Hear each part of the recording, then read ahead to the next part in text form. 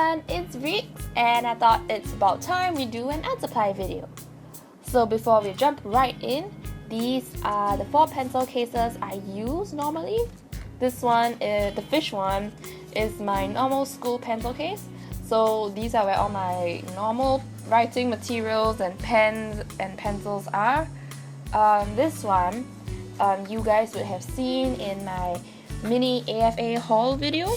So this one is kind of like a supplement to my school pencil case. So for example, if I want to go to school and I know I'm going to do some art that day, I would bring this because this has my basic, this has my basic art supplies in it. It's not much, but it's what I use to do simple drawings like my Inktober ones, because most of my Inktober ones are actually done while I was in school.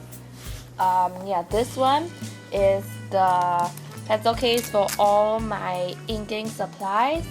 So it's just different kinds of inking supplies, whether they are brush pens or Copic multiliners and stuff. This last one here is for all my miscellaneous. No, it's not really miscellaneous, but it's more like for all my pencils. So in here I have Prismsacolor Col-erase pencils, as well as Derwent Inktense pencils, and it have a little cute bill here. Yay! So yeah, these are the 4 pencil cases I use. So let's jump right in.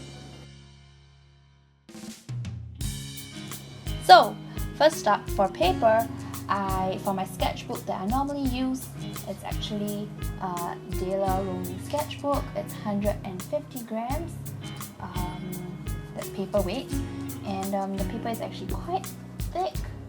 And the one that I got is the ebony one. It's not pure white. It is a very nice shade though. So yeah, I quite like this sketchbook. If you guys are looking for a sketchbook that handles both water as well as normal sketching, it's quite good. You guys could give it a try. I've also done gouache on it as well. So an ink, gouache, and normal sketching is fine. Yeah. If I want to cut out pieces of paper, as in if I want to draw on cut out pieces of paper, like loose sheets of paper, I either use Bristol board. The one that I have is Fabriano, because there aren't a lot of alternatives here. So this is the one that I use, and it's actually quite okay. It's quite good. It handles both watercolors as well as ink and markers as well. Although it does soak a lot of your marker ink, especially if you use Copic, then it really sucks your Copics dry. Yeah, so that's, if you guys want to give it a try, then go ahead. This is a bigger pad of paper. It's Rowney's Finegrain. It's fine grain and it's heavyweight paper. So the paper is really quite thick. It's 200 grams. Yeah, so I bought the huge pad so that I can cut it up into smaller pieces, because I thought it was more worth it this way. Yep. As for sketching, I use a bunch of Prismsacolor Col-erase pencils. So I bought the whole pack of 12, so I have all the colors. I sketch with a normal mechanical pencil. The one I use is this Pilot pencil. It's just a normal pencil actually, nothing special. This one is a 0.7 pencil that I use for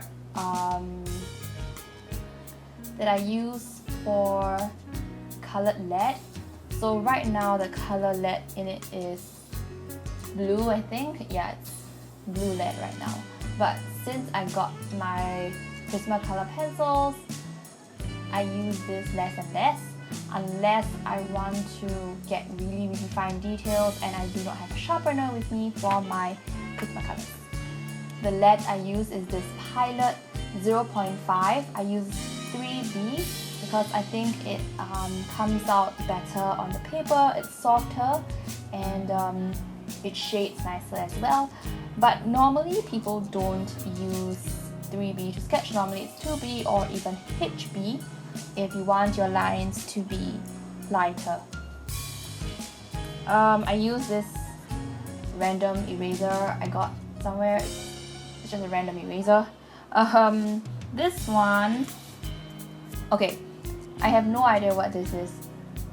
I think it's Tombo. I can't really see because it's really old, so I can't really read the wordings on it anymore. But I think it's Tombo. It's a really tiny eraser, as you can see. This one is for all the fine details that I can't reach with this eraser. I really like it. I love it so much. It's quite hard to find where I am now, so yeah, I'm glad I got this in time before the shop stopped stocking it. Yeah, so that's all for my sketching supplies. As for inking supplies, as you can see, I use a whole load of them. Okay, so I'm just gonna mention a few. The ones I like to use are this, as if you watched my previous video, this is my new favorite pen. This is my new favorite inking pen. It's a ZIG Mangaka Flexible pen. So it's a stiff brush tip.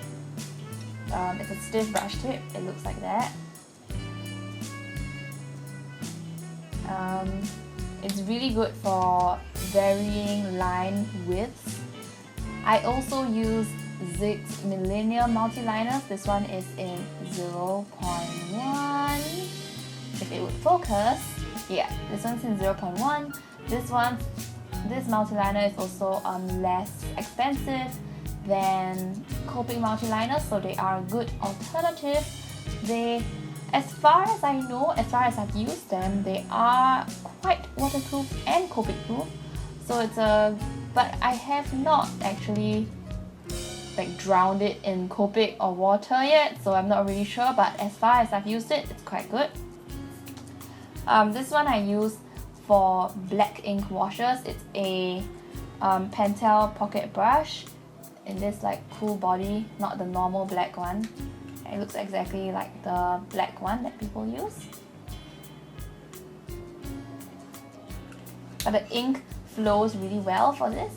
So yeah, I use it for black ink washes, and it's super pretty. Like the body is super pretty. Okay, so out of this whole set here, mostly I use, okay, I'm gonna mention this. It's a brown multiliner. It's also by ZIG.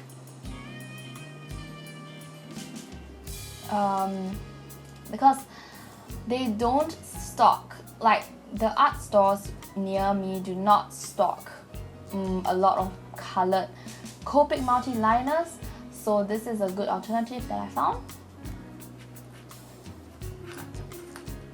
I also do use my brush pens a lot. These two are the ones I use the most. This one is a Pentel brush pen. This one is a Pentel brush pen, and I think this is by Pentel too. Yeah, they're both from Pentel. This one is not waterproof. This one is. This one, the brush is thinner than this one. So this one is good for washes, and this one is good for like fine details. Yes.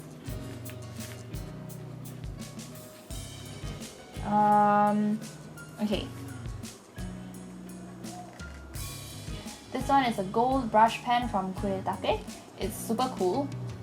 It's really pretty as well, and I'm not sure whether it's waterproof actually. So if you want to give it a go, you can.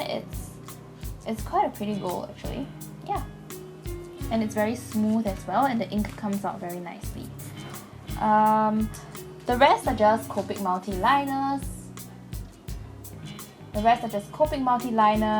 This one is a grey brush pen from Daiso. It's $2. I'm not sure. It has no brand. I don't know what brand this is. It's just from Daiso. Yeah. Yeah, so these are the inking supplies that I have. It's quite a lot, but I use each and every one of them for a different purpose. So it's good to have quite a variety when you want to ink. Yeah.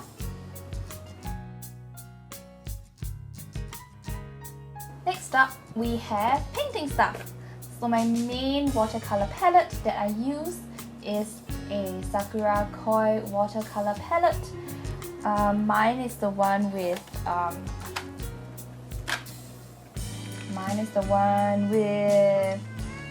24 colors.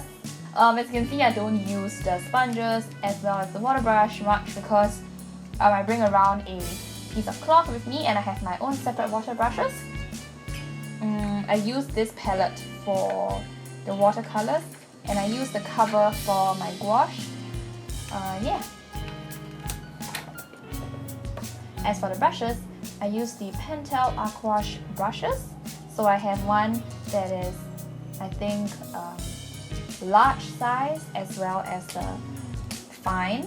So I have one in large and one in fine.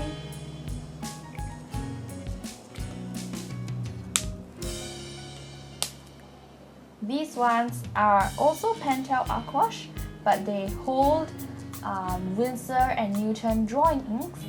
This one is in deep red and this one is my grey, is for grey washes. I mix water with the liquid Indian ink to put in here. So these are really convenient to carry around and color. This one, I'm intending to buy more colors and fill up more pens because these brushes are super cute. They're really small, like compared to the normal Pentel brush. It's actually quite small. It's really handy to carry around. Yeah. This is a spray. This is just a simple spray bottle I use because when I am painting outside, I do not have, especially if I use a water brush, I do not want to have to keep squeezing the water into my palette. So I use this spray bottle to wet all my paints before I start painting, because if you wet your paints before you start painting, it actually comes out better. You don't have to keep like stabbing the paint with your brush. Yeah, so that's convenient to bring around as well. So this is the masking fluid I use. It's from Rowney.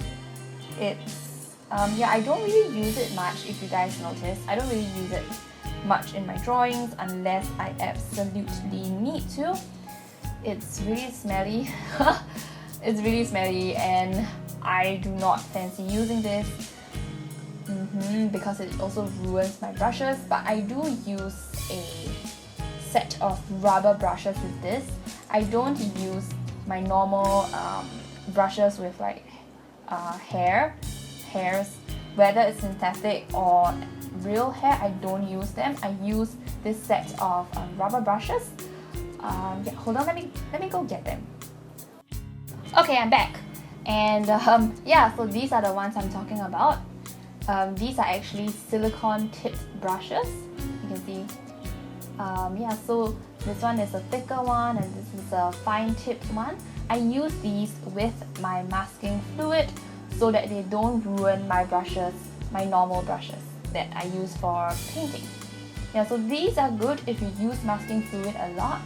It's really convenient, and when you're done with it, you either wash it away or you can just let the masking fluid dry and just peel it off. It's like glue.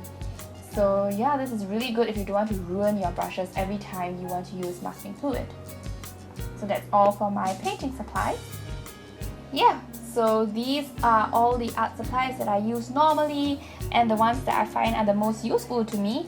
So I'll put the names of everything that I've mentioned in this video in the description box below. So if you guys have any questions like how to use these things or where I purchased them, do not hesitate to leave me a comment and I'll help you the best I can. Thank you guys again for watching this video. I hope you have a great day ahead, and I'll see you guys in the next video. Do give me a thumbs up and subscribe. Bye!